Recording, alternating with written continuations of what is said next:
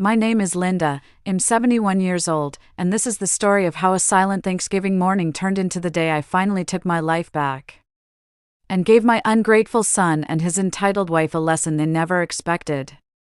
Let me take you to the morning everything changed. I woke up on Thanksgiving expecting laughter, the smell of cinnamon rolls, and the usual chaos of my son Mark and my daughter-in-law Jenna bustling around the kitchen. Instead, the house was silent, cold, empty. I called out, "Mark? Jenna? Are you two awake?" Nothing. The guest room door was wide open, bed made, luggage gone.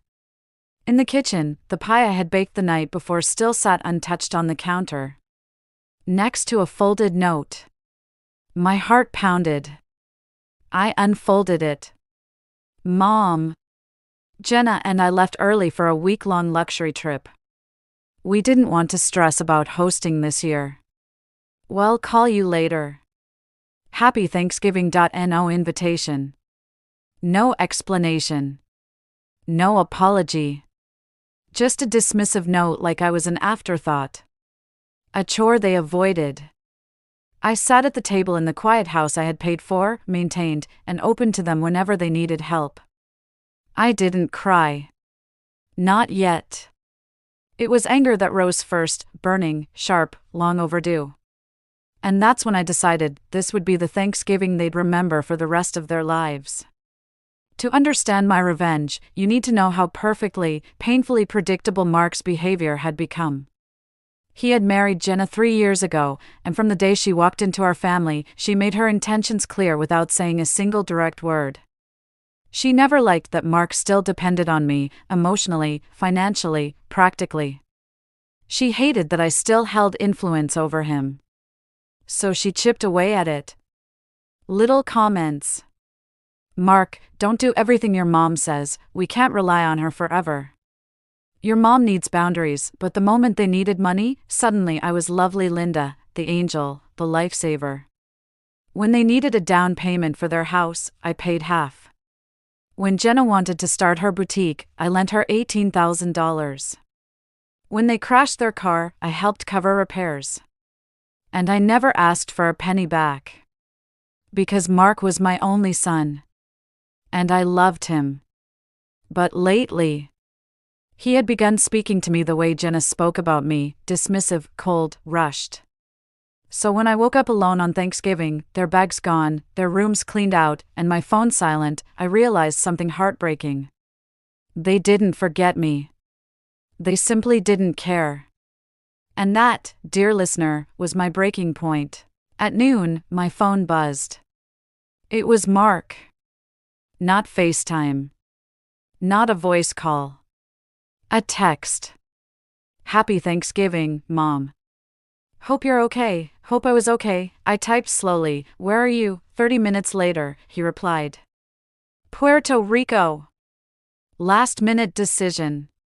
We needed a break." "We'll send pics." Needed a break? From what? They lived rent-free with me for 6 months last year. I cooked for them. I babysat their dog.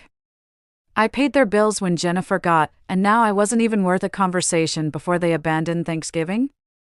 The realization hit me like a cold wave. I was being used, not valued, not respected, not loved, used. And that's when the sadness finally came. I cried, not loud sobs, but the heavy, quiet tears of someone finally accepting the truth. But crying has never solved anything in my life. Rebuilding has. And revenge, my kind of revenge, doesn't scream. It whispers. Mark and Jenna had always assumed I'd be around forever. They assumed I'd always save them. They assumed I'd always bend to their needs. They assumed wrong. Because 2 months earlier, a lawyer friend of mine, who had watched them use me for years, had encouraged me to make some updates to my financial documents. He said, "Linda, you're too generous. You need to protect yourself."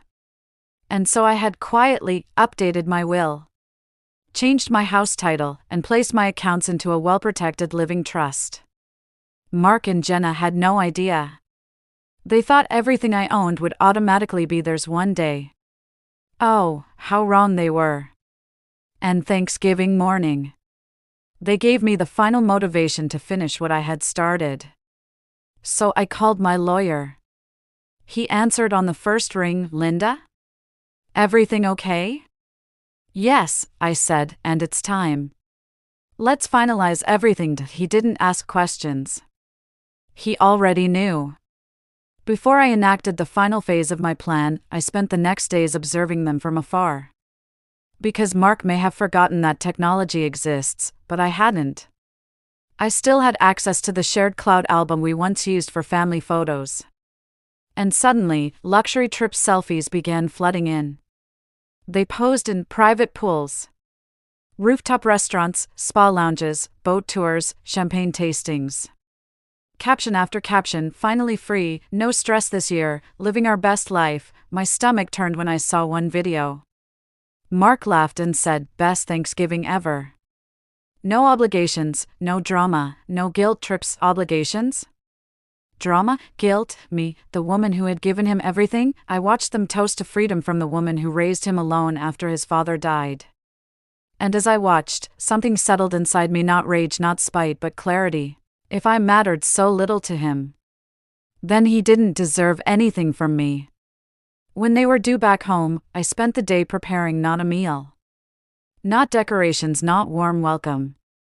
No, I prepared their room. I removed the boxes they stored there. The business materials Jenna had dumped in the closet, the drawers full of Mark's old paperwork, the extra shoes she left on the floor, the suitcases they never unpacked properly. And carefully, politely, respectfully, I placed everything into sealed storage containers. Then I carried the containers out to the garage. Not to store them. To set them aside. Because I knew what was coming. Then I changed the lock code on the door. And I waited. The moment they arrived, I heard the car doors slam aggressively. Then frantic knocking. Mom? Why is our code not working? Our code? I opened the door just enough to see them. Mark looked irritated. Jenna looked sunburned and furious. Mom, Mark huffed, why did you change the lock code? We couldn't even get inside. I stepped aside coolly. I did. Why? He demanded. I looked at him evenly. Because this is my home. And from now on, I choose who enters it. Jenna scoffed. Are you serious? After the trip we just had, I smiled softly. Oh, I saw. Their faces went pale. Because that was the moment they realized I knew everything. And more importantly, I was done. Mark tried to play the guilt card first. Mom, we just needed a break. You're overreacting. You left me alone on Thanksgiving, I said, without warning. Without a conversation. Without a thought. Jenna crossed her arms. Well, you've spent Thanksgiving your way for years. We wanted something different. I stared at her. And did different include pretending I didn't exist? Her cheeks reddened. Mark stepped between us. Mom, stop. We can talk inside. No, I said. Well, talk here. He blinked. Why? Because you no longer live here. Silence. Then what? I gestured toward the garage. Your things are packed. You can pick them up any time this week. Jenna's mouth dropped open. You're kicking us out? I nodded calmly. Yes, but. We're family. She sputtered. I met her eyes. Family doesn't abandon their elders on holidays. Family doesn't use people. Family doesn't lie. And you both stopped being family to me a long time ago. Mark looked stunned. Mom, this isn't fair. We thought you didn't mind. Then you never knew me, I replied quietly. When they realized they couldn't convince me emotionally, they moved to their backup plan. Money. Mark straightened. Fine. But let's not make this ugly. Since everything you have comes to me eventually, your house, your savings, all of it, can we at least work something out peacefully? I smiled. The kind of smile that comes only when justice is finally served. Mark, I said softly, I updated my will. Jenna's face drained of color. What? She whispered, I moved everything into a trust. And neither of you are beneficiaries anymore. Mark staggered back like he'd been physically hit. You disinherited me? I protected myself, I corrected. Jenna's voice cracked, you can't do that. You owe us. I raised my hand, I owe you nothing. And for the first time, they both looked small. Powerless. Exposed. They left that night. Not quietly. Not kindly. But with a sense of loss they never expected. They tried calling for days. Texting. Apologizing. Begging. I didn't block them. But I didn't answer either. Some lessons must be felt, not lectured. 3 weeks later, they moved into a small apartment far from the luxury they believed they were entitled to. And I breathed again. I started planting flowers again. Joined a book club. Took myself to brunch on Sundays. Rediscovered peace in my own home. I wasn't waiting for their calls anymore. I wasn't waiting for validation. I wasn't waiting to be enough. I finally understood something. Growing older doesn't mean growing quieter. It means growing wiser. And braver. So here's my message, in my own 71-year-old voice, to anyone listening. Sometimes the people you love the most will treat you the worst up because they think you'll never walk away. They think loyalty means unconditional tolerance. They think kindness means weakness. But they forget that older doesn't mean powerless. Older means experienced. Older means observant. Older means strong in ways they'll understand only when they reach your age. My son and his wife abandoned me on Thanksgiving, and in doing so, they freed me. My revenge wasn't loud. It wasn't cruel. It wasn't dramatic. It was simply this: I stopped giving people who hurt me the power to stay in my life. And that, my friend, is the sweetest revenge of all.